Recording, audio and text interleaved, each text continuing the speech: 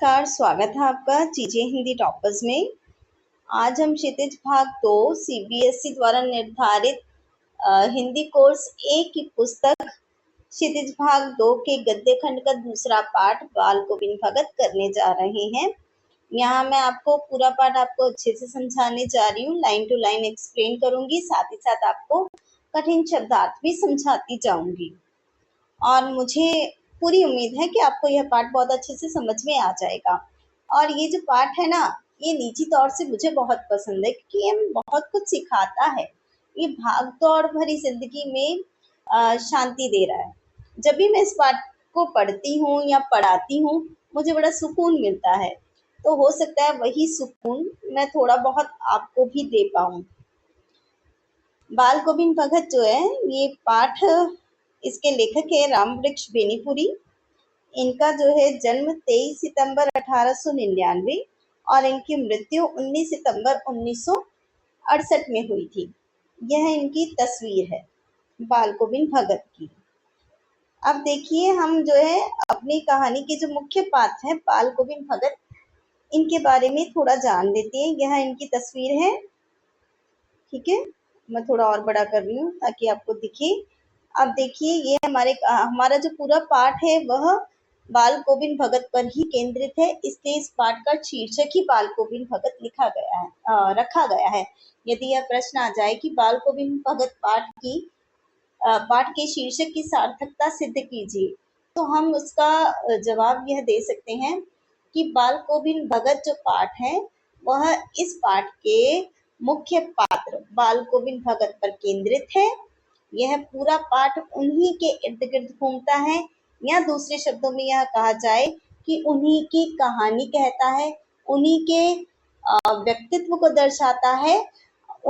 यह पाठ जो है रेखा चित्र रूप में बाल गोविंद भगत के व्यक्तित्व एवं उनकी जो जीवन यात्रा है उसको प्रदर्शित करता है। इसलिए हम इस पाठ का जो शीर्षक है बाल गोविंद भगत, वह हमें ठीक लगता है। कुछ इस तरह से हम इसका जवाब बना सकते हैं। अब देखिए, बाल गोविंद भगत है, इन्होंने लंगोटी पहन रखी है। लंगोटी यानी लुंगी हम जिसे बोलते हैं, लंगोट कहते हैं, वह पहन रखी है। ये बजा रहे हैं डफली जैसा कुछ, इसे खंजड़ी बोला जाता है। इन्होंने जो है अपने कंधे पर एक काला कंबल, छोटा सा कंबल है, इसे कमली बोलते हैं, वह ओढ़ा हुआ है और सिर पर एक टोपी पहनी हुई है। इस टोपी में से देखिए कान नजर आ रही है, इसे कनफटी टोपी कहते हैं। जिस टोपी से कान नजर आते हैं, कानों की तरफ से फटी हुई होती है, इसलिए इसे कनफटी बोलते हैं। तो चलिए अब हम पाठ शुरू करते हैं। बाल गोविंद भगत रामवृक्ष बेनीपुरी द्वारा यह पाठ लिखित है। अब बाल गोविंद भगत पाठ शुरुआत करने से पहले हम दो शब्दों का अर्थ जो है जान लेते हैं। कौन से शब्द हैं? ये शब्द हैं, एक तो है गृहस्थ। गृहस्थ का अर्थ होता है गृहस्थ का अर्थ होता है घर परिवार, है ना। ऐसा व्यक्ति जो अपने घर परिवार में परिवार के साथ रहता है, परिवार के सदस्यों के साथ बंधन में रहता है और काम करके अपनी जीविका चलाता है। और संत कौन होते हैं? संत वे होते हैं जो वैराग्य धारण कर लेते हैं, जो केवल और केवल प्रभु की भक्ति करते हैं। उन्हें दुनियादारी से कोई लेना देना नहीं होता, वे काम नहीं करते, वे भिक्षा मांगकर अपना जीवन यापन करते हैं और उनको सांसारिक सुख दुख से कोई लेना देना नहीं होता। वे सिर्फ और सिर्फ प्रभु में ध्यान लगाते हैं। अब जो है बाल गोविंद, अब ऐसा ही व्यक्तित्व हमें जो है काफी पहले या हम कहें कि भक्ति काल में एक व्यक्तित्व जो है ऐसा ही दिखाई देता, वे है कबीर।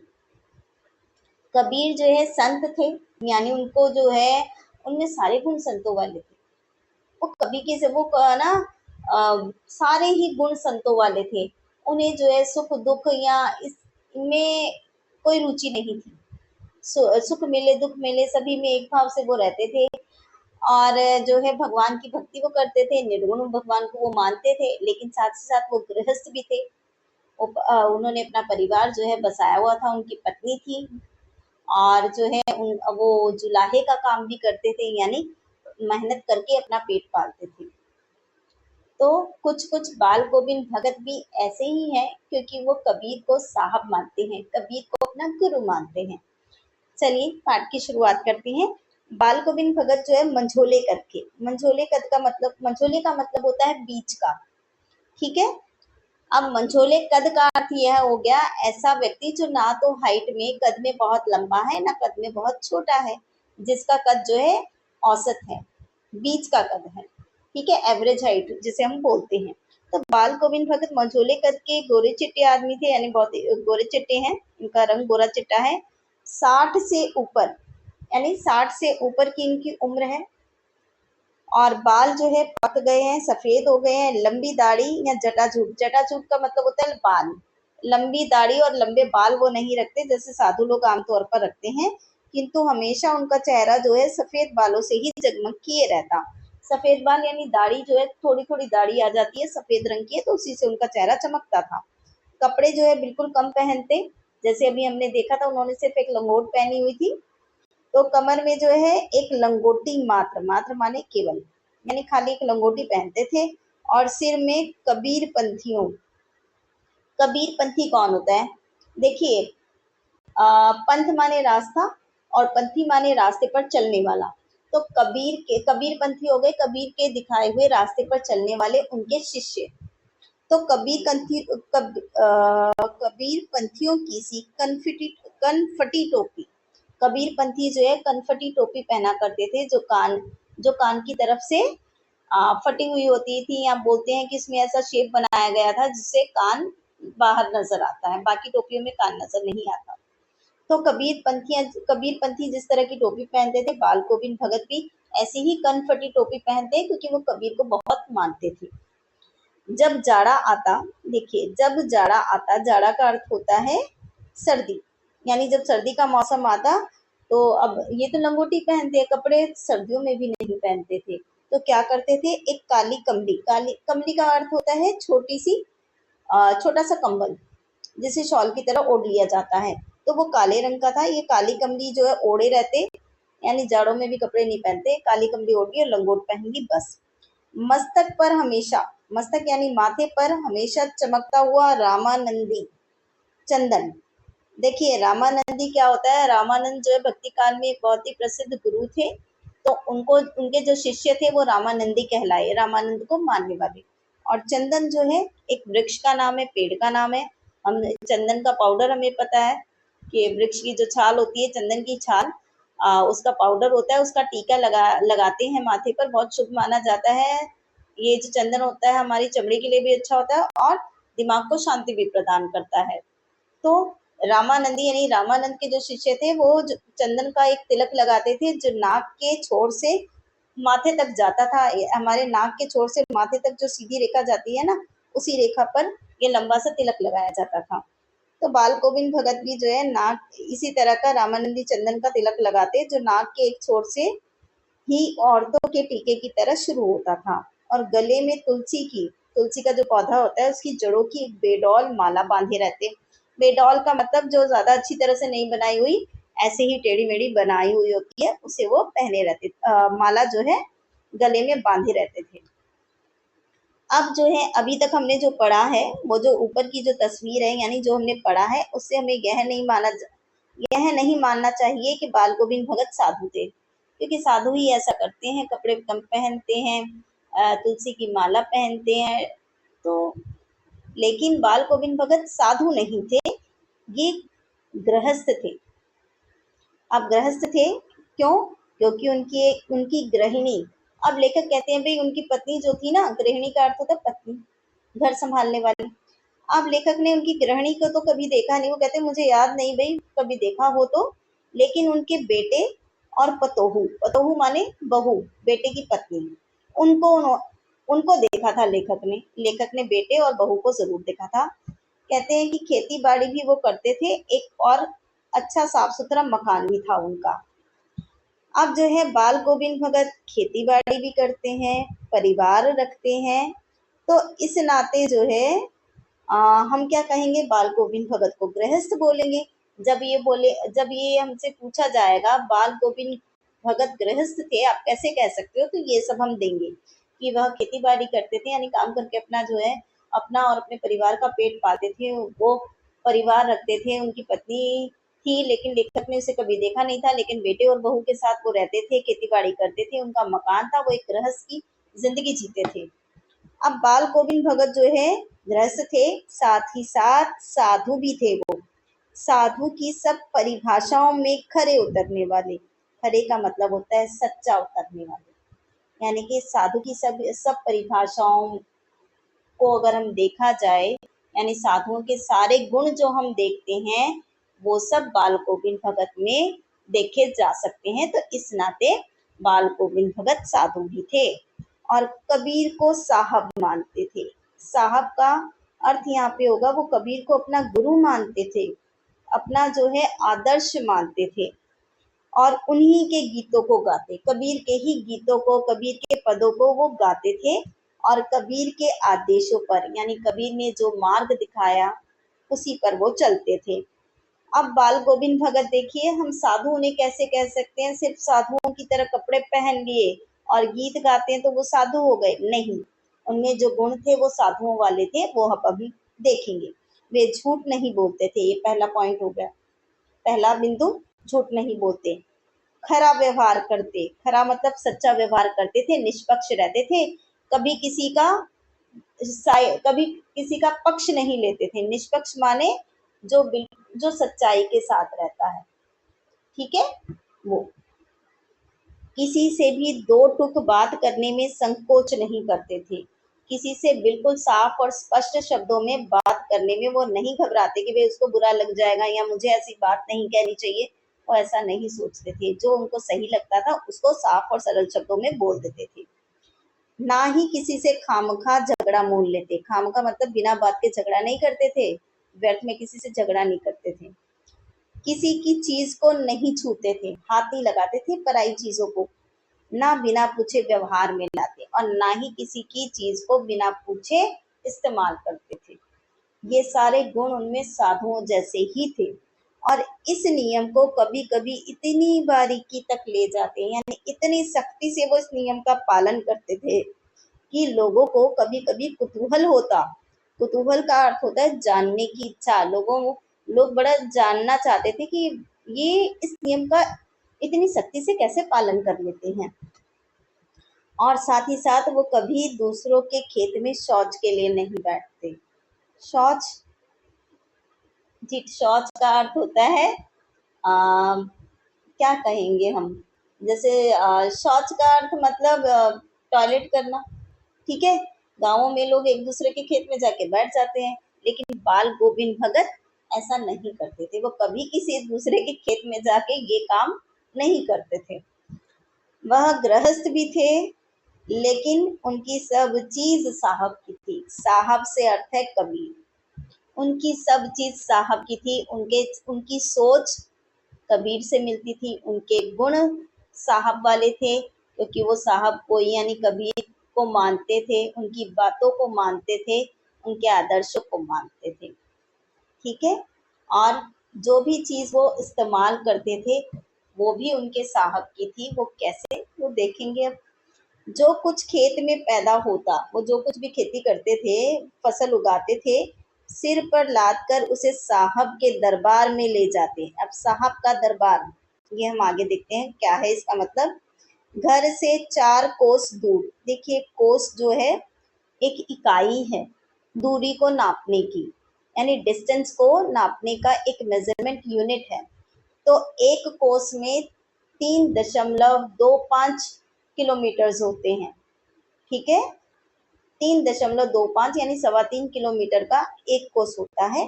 तो उनके घर से कोई 4 कोस की दूरी पर एक कबीरपंथी मठ था।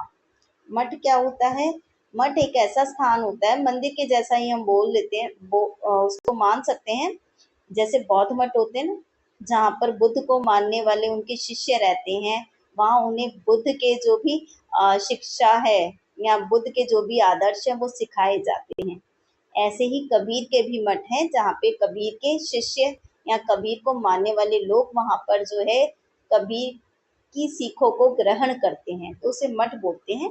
तो उनके घर से 4 कोस दूरी पर एक कबीरपंथी मठ था, तो उसी को साहब का दरबार कहा गया है। बाल गोविंद भगत उसे अपने साहब का दरबार कहते थे।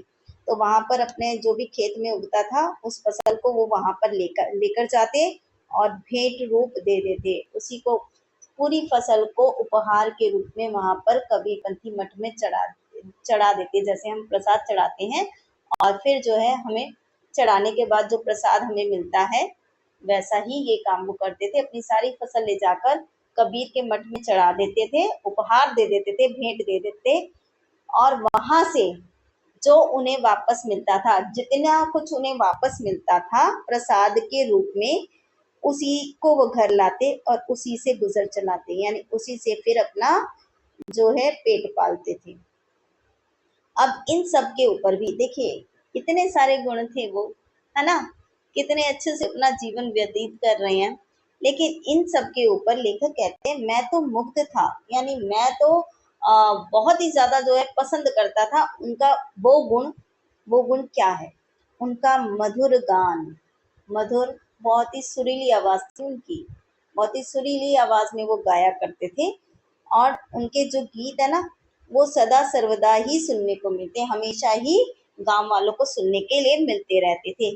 कबीर के सीधे सादे पद जो वो गाते थे उनके कंठ से निकलकर, कंठ का मतलब होता है गले, ऐसा लगता था कि कबीर के बिल्कुल सीधे सादे पद जब उनके गले से निकलना शुरू होते हैं तो वो सजीव हो उठते हैं। सजीव माने वो दृश्य हमारे आंखों के सामने आ जाते हैं जब वो गाना शुरू करते हैं। अब चलते हैं आगे। देखिए आषाढ़ की रिमझिम है, आषाढ़, आषाढ़, आषाढ़ को आषाढ़ भी बोला जाता है, वैसे तो आषाढ़ ही है। देखिए आषाढ़ जो है हिंदू कैलेंडर का एक महीना है। अब हिंदू कैलेंडर और इंग्लिश कैलेंडर में क्या अंतर होता है वो हम जान लेते हैं। हिंदू कैलेंडर में जो महीना होता है वो इंग्लिश कैलेंडर के 2 महीनों को मिलाकर बनता है, 2 महीनों के 15-15 दिन को बनाकर मिलता है।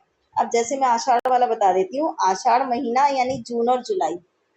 अब जून और जुलाई यानी जून के अंतिम 15 दिन और जुलाई के पहले 15 दिन को मिलाकर आषाढ़ बनेगा। ठीक है, जून के आखिरी के 15 दिन और जुलाई के शुरुआती 15 दिन मिलकर हम हिंदू कैलेंडर का आषाढ़ महीना हम मानते हैं। अब आषाढ़ का महीना है, रिम झिम बारिश हो रही है, यानी बूंदाबांदी हो रही है, धीरे धीरे बारिश है। समूचा गांव यानी कि पूरा गांव जो है खेतों में उतर पड़ा है, खेतों में काम कर रहा है, बारिश है तो बारिश में काम होता है, बीज बोए जाते हैं, पौधे लगाए जाते हैं। कहीं हल चल रहे हैं, कहीं रोपनी हो रही है। रोपनी 2 तरह की होती है, एक तो बीजों को बोया जाता है, दूसरा पौधों को लगाया जाता है।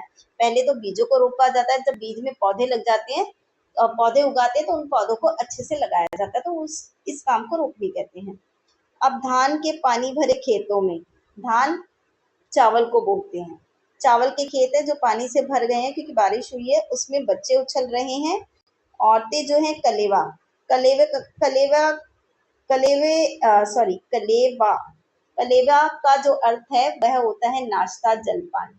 औरतें जो है सुबह सुबह नाश्ता लेकर खेतों की मेड़ पर बैठी हैं। मेड़ होता है बाउंड्री, 2 खेतों के बीच में एक ऊंची सी जमीन को ऊंचा करके बना दिया जाता है। ठीक है, 2 खेतों के बीच में जो सीमा बनाई जाती है वो जमीन को थोड़ा खेतों की जमीन से ऊंचा करके बनाया जाता है ताकि पानी भी ना निकले और 2 खेतों के बीच में बाउंड्री भी बन जाए, तो उसे बोलते हैं मेड़।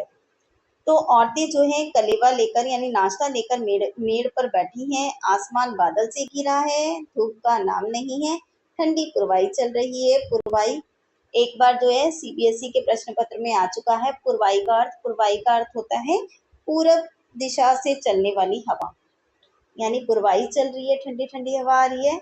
ऐसे समय आपके कानों में एक स्वर तरंग झनकार सी कर उठी, यानी एक सुरीली सी आवाज कान में आती है। वह क्या है, कौन है, ये किसी को पूछना नहीं पड़ेगा क्योंकि सबके लिए मधुर गान, यह मधुर आवाज जानी पहचानी है। वह है बाल गोविंद भगत। और ये क्या कर रहे हैं, बाल गोविंद भगत भी अपने खेतों में काम कर रहे हैं। उनका समूचा शरीर, समूचा यानी पूरा शरीर कीचड़ में लिथड़ा यानी कीचड़ से भरा हुआ है और वो अपने खेत में रोपनी कर रहे हैं, खेत में पौधे लगा रहे हैं। उनकी अंगुली एक एक धान के पौधे को पंक्तिबद्ध, धान के जो पौधे हैं ना, जो बीजों से जो छोटे छोटे पौधे निकल आए हैं, अब वो उनको एक एक लाइन में लगा रहे हैं। पंक्तिबद्ध मतलब लाइन में लगाना। उनकी जो उंगलियां हैं खेत पंक्ति पौधों को पंक्तिबद्ध खेत में बिठा रही है, एक लाइन से वो खेत में लगाते जा रहे हैं। अब ये काम कर रहे हैं, साथ ही साथ वो गीत भी गा रहे हैं और उनका कंठ जो है एक एक शब्द को संगीत के जीने पर चढ़ाकर, जीना होता है सीढ़ी, जब वो गीत गा रहे हैं तो ऐसे लग रहा है संगीत की एक सीढ़ी बन गई है। ठीक है, संगीत की एक सीढ़ी बन गई है जिस पर चढ़ाकर कुछ को वो ऊपर स्वर्ग की ओर भेज रहा है और कुछ को इस पृथ्वी की मिट्टी पर खड़े लोगों की कानों की ओर। देखिए, इसका अर्थ ये है कि जब वो गा रहे हैं तो गाते समय कुछ जो है सुर ऊंचे लगते हैं, कुछ सुर धीमे लगते हैं। तो ऐसे लगता है कि संगीत की एक सीढ़ी है जिसमें ऊंचे सुर जो है संगीत की एक एक सीढ़ी को चढ़ते हुए ऊपर स्वर्ग की ओर जा रहे हैं, परमात्मा की ओर। और जब सुर नीचे लगते हैं तो ऐसे लगता है ये इस धरती पर जो लोग है ना, इस धरती पर मिट्टी, इस पृथ्वी की जो मिट्टी पर धरती पर जो लोग हैं उनके कानों की ओर पहुंच रहे हैं। बच्चे जो है उनके गान को सुनकर झूम उठते हैं।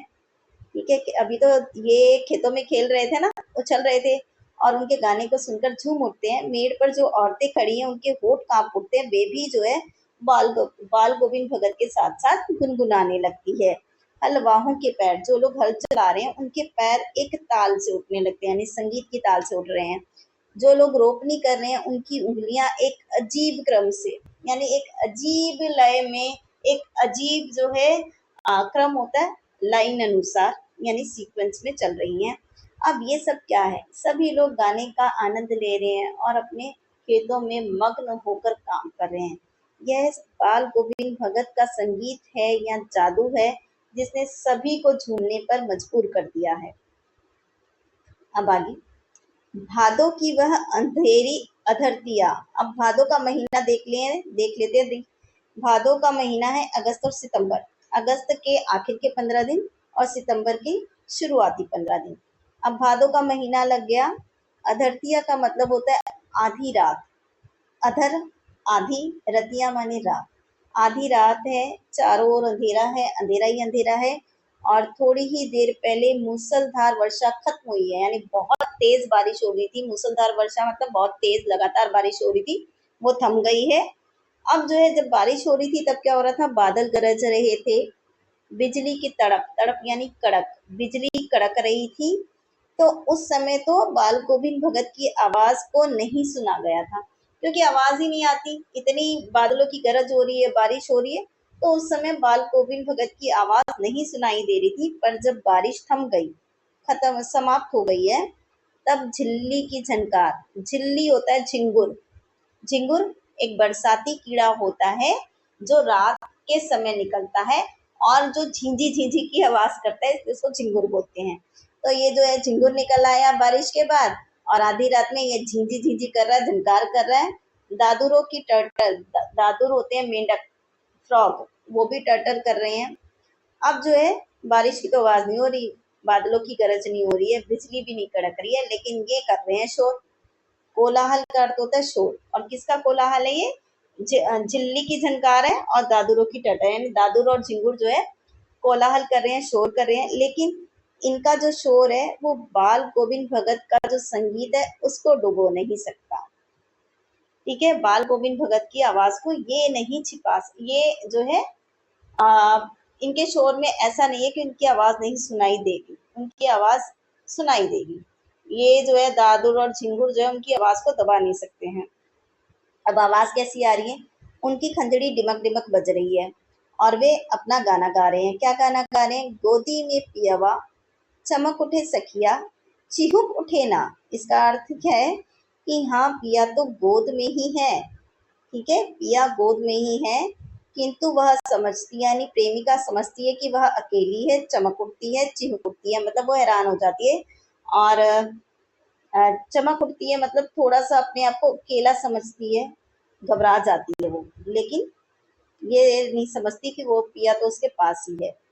अब उसी भरे बादलों वाली भादों की आधी रात में, यानी बादल तो हैं और भादों की आधी रात है, और जो है बाल गोविंद भगत आधी रात में गाना गा रहे हैं। उनका जो यह गाना है अंधेरे में अकस्मात, यानी अंधेरा है, अकस्मात का मतलब होता है अचानक बिजली कौंधने लगती है।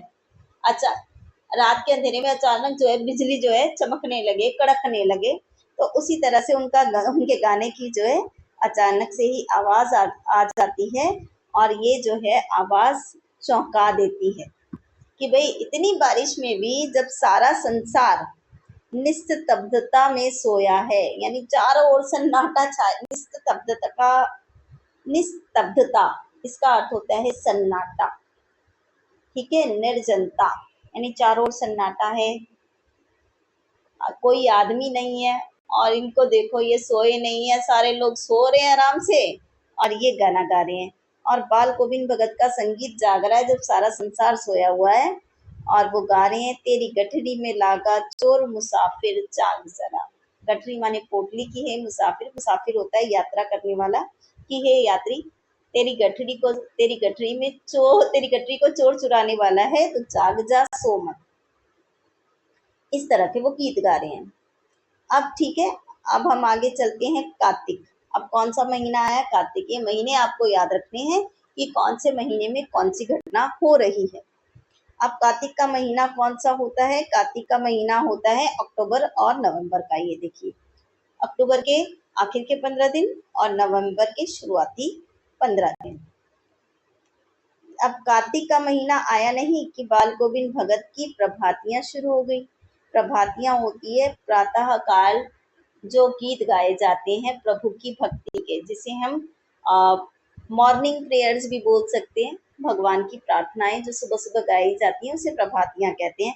देखिए, प्रभात का मतलब ही सुबह होता है, तो कार्तिक में बाल गोविंद भगत जो है प्रभातियां शुरू कर देते हैं, सुबह सुबह उठकर गाना शुरू कर देते हैं, जो फागुन तक चला करती। फागुन, फाग यानी होली का महीना, मार्च। तो क्या होता है कि फरवरी के अंतिम 15 दिन और मार्च के शुरुआती 15 दिन होते हैं फागुन का महीना। इनकी जो है प्रभातियां कार्तिक से शुरू होती और फागुन तक चलती। इन दिनों वह सवेरे ही उठते और ना जाने किस वक्त जगकर नदी स्नान को जाते, यानी सुबह सुबह उठ जाते थे, किसी को पता नहीं चलता कि वो किस समय नदी में स्नान के लिए जाते। अब ये नदी कहाँ थी? ये नदी थी गांव से 2 मील दूर।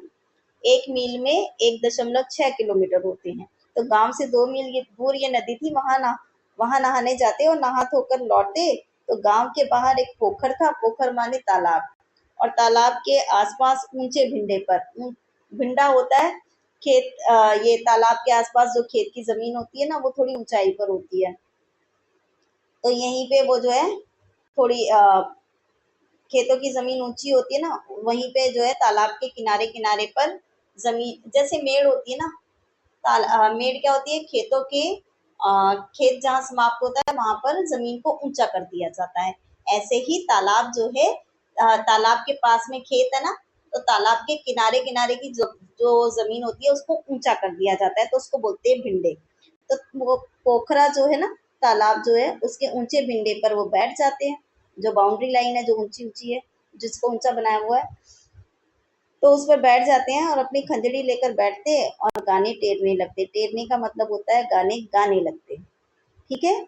और लेखक कहते हैं मैं शुरू से ही देर तक सोने वाला हूँ, किंतु माघ के एक दिन की बात है, दांत कटाने वाली।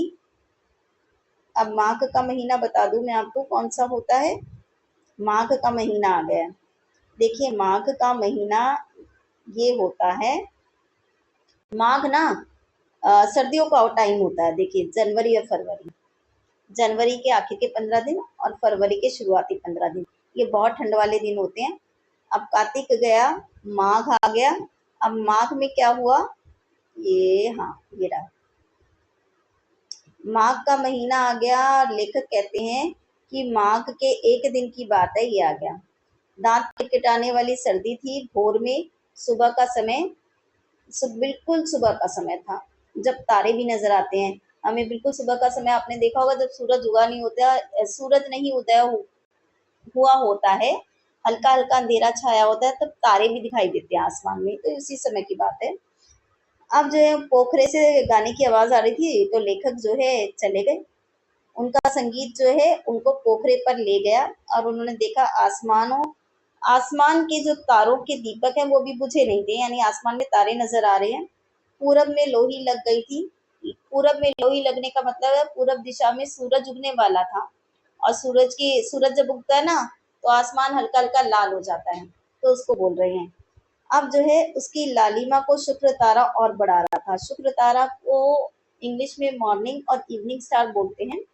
जैसे ही सूरज उगने वाला था और आसमान में उसकी लाल लाल हल्की हल्की लाल किरणें नजर आ रही थी, तो शुक्र तारा भी निकला हुआ था, जिससे उसकी लालिमा, लालिमा यानी लाल रंग, जो सूरज की किरणें हैं उनका लाल रंग जब और बढ़ गया। अब खेत बगीचा घर, देखिए खेत बगीचा घर, सब पर कुहासा छा रहा था, सब पर कोहरा छाया हुआ था।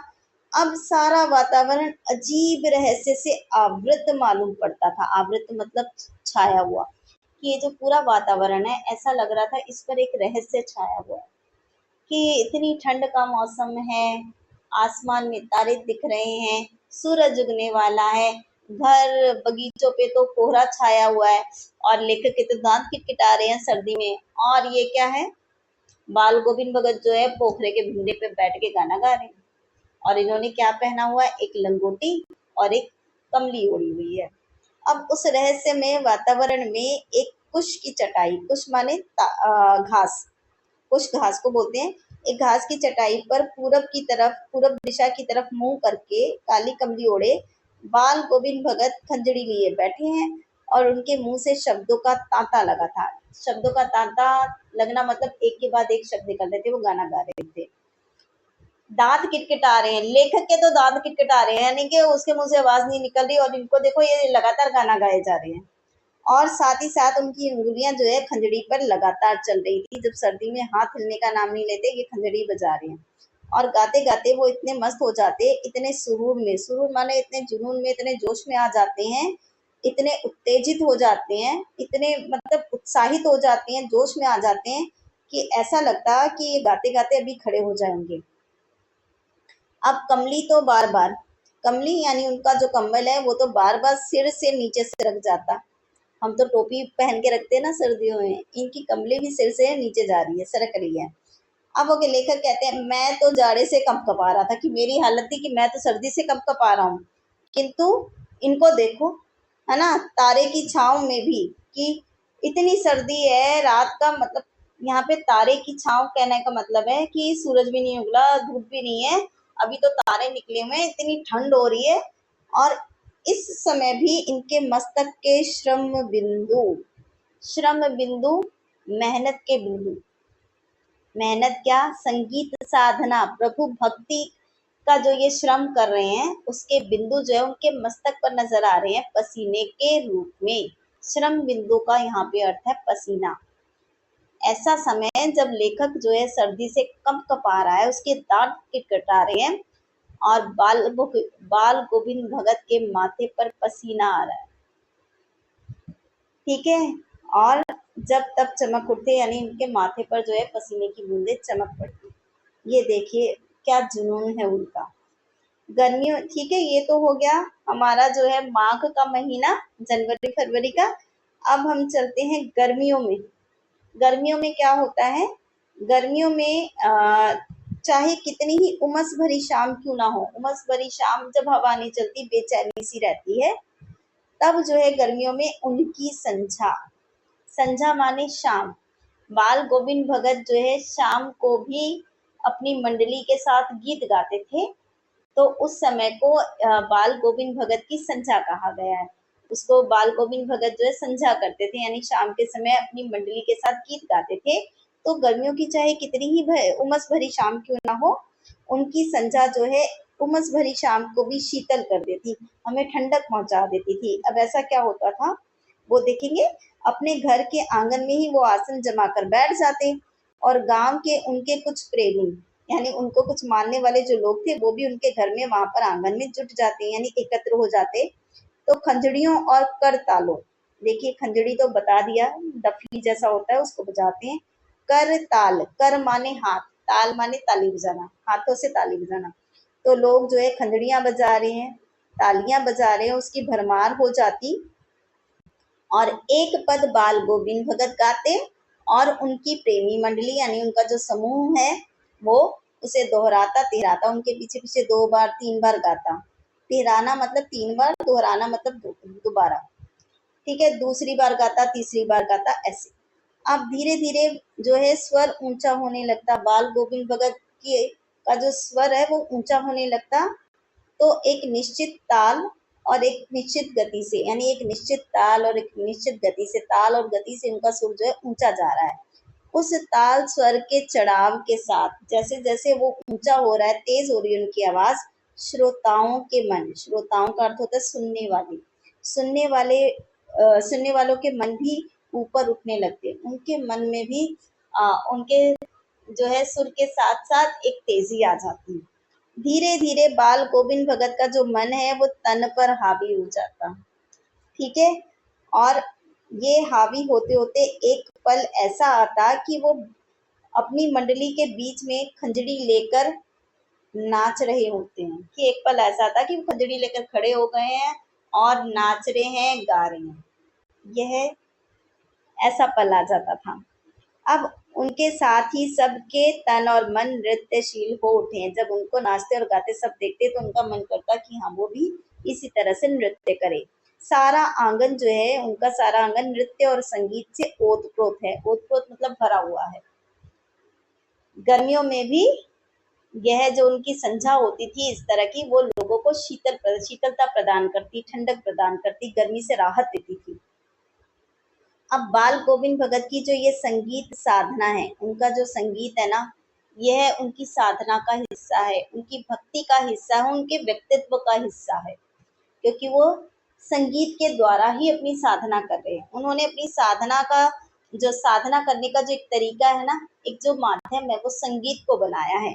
तो बाल गोविंद भगत की संगीत साधना का चरम उत्कर्ष का मतलब होता है सबसे उच्च बिंदु, शिखर जिसे हम बोलेंगे, वो उस दिन देखा गया जिस दिन उनका बेटा मर गया।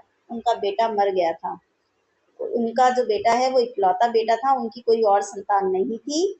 और उनका जो बेटा था कुछ सुस्त और बोदा सा था। बोदा का मतलब होता है मंद बुद्धि, जिनकी बुद्धि धीमे काम करती है, और सुस्त माने वो एक्टिव नहीं था, आम लोगों की तरह काम नहीं कर सकता था वो।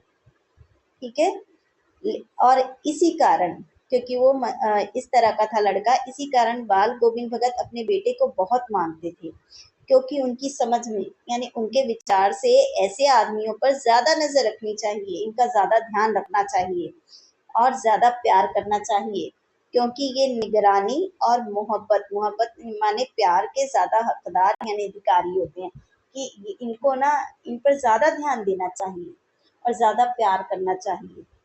ठीक है, बड़ी साध से यानी बड़े मन से, बड़ी इच्छा से उन्होंने अपने बेटे की शादी कराई। और पतोहू, पतोहू माने बहू भी जो है, उन्हें बड़ी सुभग, सुभग के दो अर्थ होते हैं, एक अर्थ होता है सुंदर और एक अर्थ होता है किस्मत वाला। तो यहाँ पर सुंदर अर्थ लेंगे कि पतोहू जो है, बहू भी जो है बहुत ही सुंदर और सुशील मिली थी। सुशील माने सुशील का अर्थ होता है अच्छा व्यवहार करने वाली। घर की पूरी प्रबंधिका, प्रबंधिका का मतलब होता है अच्छी तरह से संभालना, जिम्मेदारियों को उठाना, ठीक तरह से मैनेज करना। तो घर की पूरी प्रबंधिका बनकर उसने बहुत कुछ दुनियादारी से निवृत्त कर दिया था। यानी भगत की जो पुत्र वधू थी, जो पतोहू है, बहू है, वो उसने घर की पूरी जिम्मेदारी उठा ली थी, और उसने जो है भगत को दुनियादारी से निवृत्त कर दिया था। दुनियादारी यानी घर परिवार की जिम्मेदारियों से मुक्त कर दिया था। निवृत्त का अर्थ होता है मुक्त करना। तो दुनियादारी यानी घर परिवार की जिम्मेदारियां, चिंता से जो है उसने भगत को जो है मुक्त कर दिया था। भगत जानते थे कि घर में जो बहू है वो सब कुछ संभाल लेगी। अब जो है क्या हुआ, एक बार उनका बेटा जो है बीमार हो गया। अब कोई बीमार हो जाता है, इसकी खबर रखने की लोगों को कहाँ फुर्सत माने समय, लोगों के पास फुर्सत नहीं है कि वो किसी के घर में अगर कोई बीमार है तो उसका ध्यान, उसके बारे में पूछे या उसकी खबर ले। परंतु मौत जो होती है ना, किंतु मौत तो अपनी ओर सबका ध्यान खींच कर ही रहती है। किंतु किसी की जब मौत हो जाती है तो सभी को इसके बारे में पता चल जाता है, और लोगों का ध्यान भी जाता है कि और उनके मन में ये इच्छा भी होती है कि भाई उस व्यक्ति के साथ ऐसा क्या हुआ कि उसकी मृत्यु हो गई। अब लेखक कहते हैं हमने भी सुना बाल गोविंद भगत का बेटा मर गया, तो कुतूहलवश मतलब जानने की इच्छा, जिज्ञासा, तो वो जिज्ञासा से उनके घर गए यह जानने के लिए कि ऐसा क्या हुआ। वहां गए तो देखकर दंग रह गए। दंग माने हैरान रह गए। उन्होंने ऐसा क्या दृश्य देखा वहां कि वो दंग रह गए। उन्होंने देखा कि बाल गोविंद भगत ने अपने बेटे के शव को आंगन में एक चटाई पर लिटाया हुआ है और सफेद कपड़े से उसे ढक रखा है। और वे अपने आंगन में कुछ फूल तो हमेशा रोपते रहे हैं, यानी अपने आंगन में वे हमेशा ही कुछ फूल उगाते थे, तो उन फूलों में से कुछ को तोड़कर चादर पर बिखरा दिए हैं। फूल भी बिखराए हुए हैं और तुलसी दल भी, तुलसी दल माने तुलसी के पत्ते, वो भी बिखराए हुए हैं। और शव के सिरहाने पर, बेटे का जो शव है उसके सिरहाने यानी सिर की ओर एक चिराग, चिराग यानी दिया जलाया हुआ है, उन्होंने दीपक जलाया है। और उसके सामने यानी बेटे के शव के सामने वो खुद जमीन पर आसन जमाकर बैठ गए हैं और गीत गाए जा रहे हैं। अब गीत गाए जा रहे हैं तो ऐसा नहीं कि उनके गीतों में या उनके सुर में दुख झलक रहा हो, ऐसा कुछ भी नहीं है। वही पुराना स्वर, स्वर माने वही मधुर आवाज में वो गा रहे हैं। पुरानी तल्लीनता, तल्लीनता माने मग्न होना, जुनून, यानी कि पुराना जो जिस तरह से वे हमेशा ही मग्न होकर गाते हैं वैसा ही वो गा रहे हैं। उनकी आवाज से बिल्कुल नहीं झलक रहा कि उनको अपने बेटे के मरने का दुख है।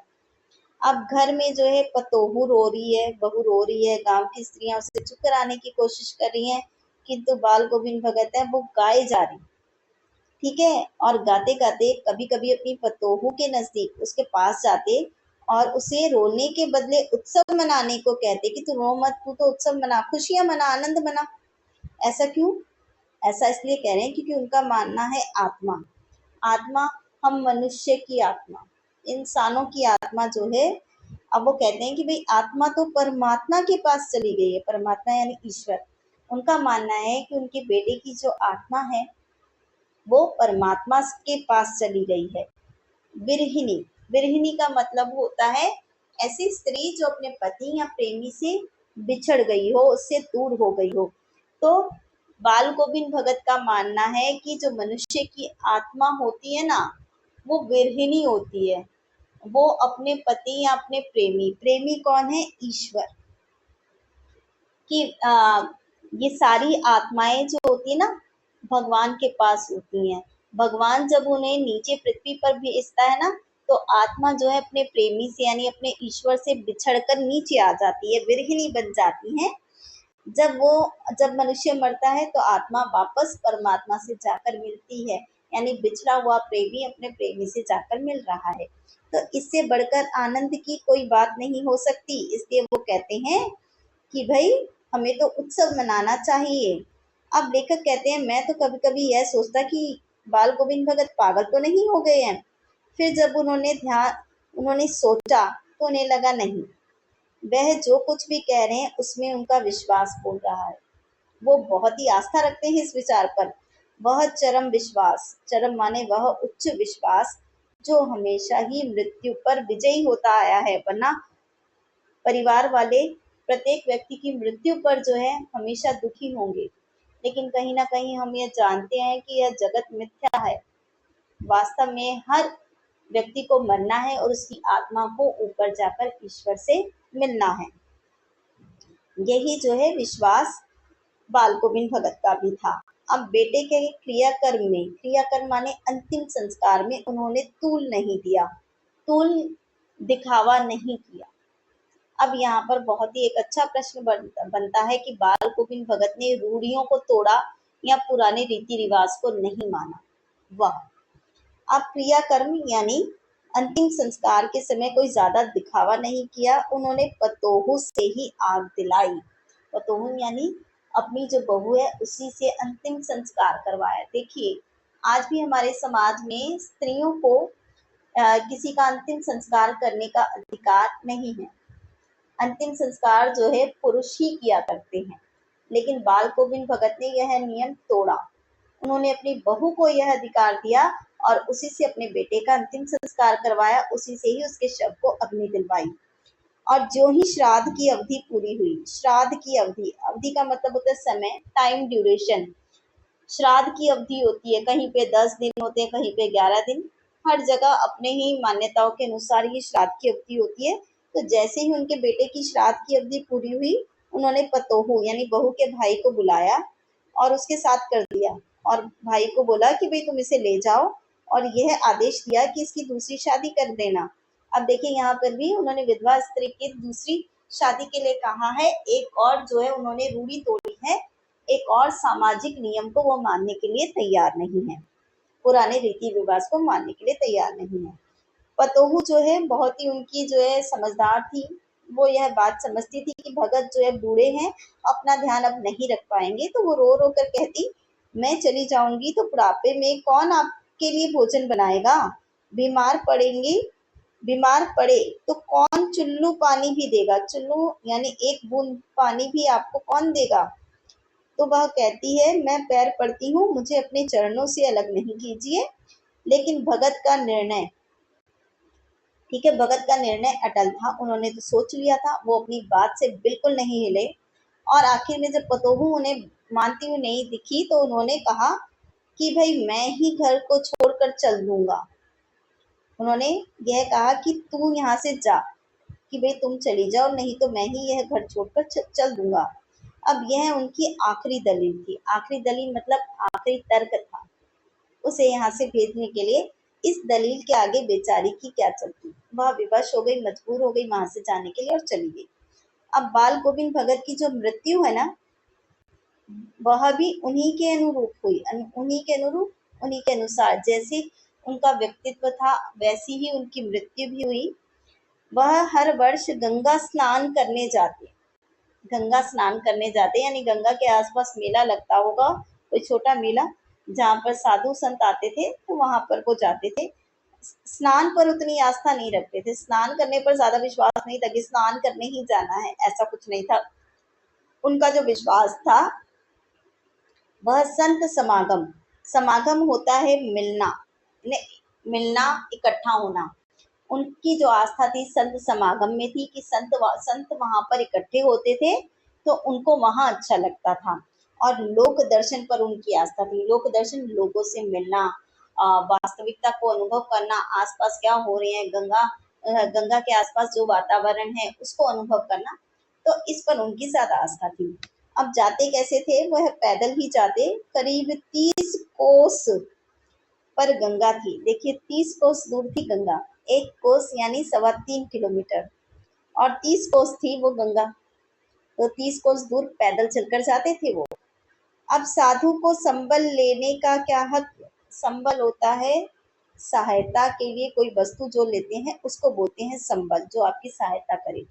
अब वो साधु थे तो अपने साथ कोई संबल यानी कि खाने की कोई वस्तु नहीं रखते थे, क्योंकि साधु वाले गुण थे ना, तो अपने, क्योंकि साधु अपने साथ खाने पीने की वस्तुएं नहीं रखते थे, वो तो जहाँ जाते थे भिक्षा मांगकर अपना गुजारा कर लेते हैं। तो ये जो है अपने साथ खाने पीने की कोई वस्तु नहीं लेके जाते। गृहस्थ थे इसलिए भिक्षा भी नहीं मांगते थे, गृहस्थ है ना, गृहस्थी में रहते हैं तो भिक्षा मांगकर क्यों खाए। तो क्या करते थे, घर घर से खाकर चलते, जब यहाँ से जाना होता था ना घर से, तो खाकर चलते और घर पर ही लौट कर खाते थे, बीच में भोजन नहीं करते थे। रास्ते भर खंजड़ी बजाते गाते, और प्यास लगती तो पानी पी लेते। अब 4 से 5 दिन उनको लगते आने जाने में, और इस लंबे उपवास में भी वह मस्ती, उपवास यानी व्रत हो जाता था, 4-5 दिन खाना नहीं खाया, सिर्फ पानी पर रहते थे, ठीक है। और उसी मस्ती में अपनी खंजड़ी बजाते और अपने गीत गाते। पर अब तो बुढ़ापा आ गया था ना, लेकिन टेक वही जवानी वाली, लेकिन मस्ती वही जवानी वाली। बुढ़ापे को बुढ़ापा नहीं माना, बिल्कुल जवानी वाले नियम वो जो है उनका पालन कर रहे हैं, उसी मस्ती में रह रहे हैं। लेकिन क्या हुआ, इस बार जब वो गंगा स्नान से लौटे तो तबीयत कुछ सुस्त थी, तबीयत उनकी कुछ खराब हुई।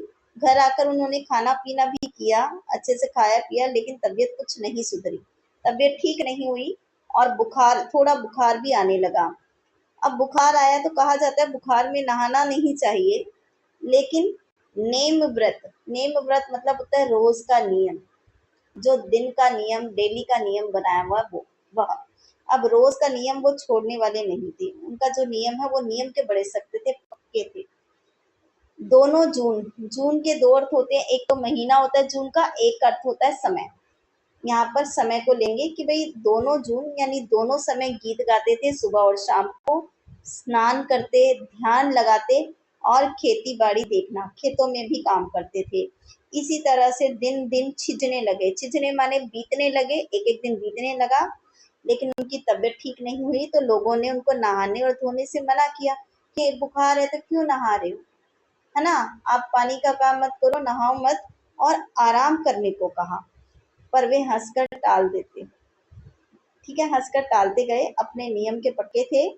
अब एक दिन की बात है, उस दिन भी संध्या में उन्होंने गीत गाए, संध्या यानी शाम के समय उन्होंने गीत गाए, लेकिन उनके गीतों से ऐसा मालूम होता जैसे तागा टूट गया हो, तागा यानी धागा टूट गया है, धागा बीच में से टूट गया, यानी उनके सुर बिखरे हुए थे। माला का एक एक दाना बिखरा हुआ, जैसे माला होती है ना, चाहे आप मोतियों की माला ले लो, चाहे कोई भी माला ले लो, वो जब वो टूट जाती है तो एक एक दाना बिखर जाता है, तो उसी तरह से उनका एक एक सुर बिखरा हुआ था। पहले वाली बात जो है, जो वो उनकी तल्लीनता रहती है, जो सुरीला उनका कंठ रहता है, वो बात नहीं दिखाई दी, सुनने को नहीं मिली वो बात। अब जो है लोगों को ऐसा लगा तबीयत खराब है, इसलिए ऐसा हुआ है। अब भोर हुई, भोर यानी सुबह हुई, तो लोगों ने उनका गीत नहीं सुना, उनके गीत गाने की आवाज नहीं आई, तो लोगों को चिंता हुई, जाकर देखा तो क्या देखा, बाल गोविंद भगत नहीं रहे, सिर्फ उनका पंजर पड़ा है। पंजर माने अस्थि कंकाल, यानी शरीर, हड्डियों का ढांचा, यानी केवल उनका शरीर पड़ा है, उसमें प्राण नहीं है, उसमें जान नहीं है, उनकी मृत्यु हो गई। तो यहाँ पर मुझे लगता है आपको जो है पाठ समझ आ गया होगा, और मैंने बहुत अच्छे से समझाने की कोशिश की है। यदि आपको फिर भी कोई कमी नजर आती है तो प्लीज मुझे कमेंट करके जरूर बताएं। और यदि आपको यह व्याख्या अच्छी लगी है, मेरा जो समझाना है वह अच्छा लगा है, तो इस वीडियो को अपने दोस्तों को ज़रूर शेयर कीजिए, लाइक कर दीजिए वीडियो को, और चैनल को सब्सक्राइब कर दीजिए। जीजे हिंदी टॉपर्स, मैं चाहती हूँ कि हिंदी जो है ज़्यादा मुश्किल विषय नहीं है, इसमें पास बहुत आसानी से हो सकते हैं, लेकिन अच्छे अंक लाना थोड़ा मुश्किल हो जाता है, उसके लिए थोड़ी तो मेहनत करनी ही पड़ेगी। हफ्ते में 1 या 2 दिन तो आपको हिंदी को देने ही पड़ेंगे। अगर आपने ये कर लिया तो नंबर बहुत अच्छे आएंगे। और मेरी यह पूरी कोशिश है कि जितना हो सके मैं आप लोगों की सहायता करूं, और आपको मेरा साथ देना है इस चैनल को सब्सक्राइब करके। तो प्लीज जल्दी से सब्सक्राइब कीजिए, और अब हम मिलेंगे अगले पाठ में। अगला पाठ कहूँ नहीं, पहले हम पाठ नहीं करेंगे, बाल गोविंद भगत के प्रश्न उत्तर करेंगे। तो अब हम मिलेंगे बाल गोविंद भगत के प्रश्न उत्तर वाली क्लास में। तब तक के लिए धन्यवाद।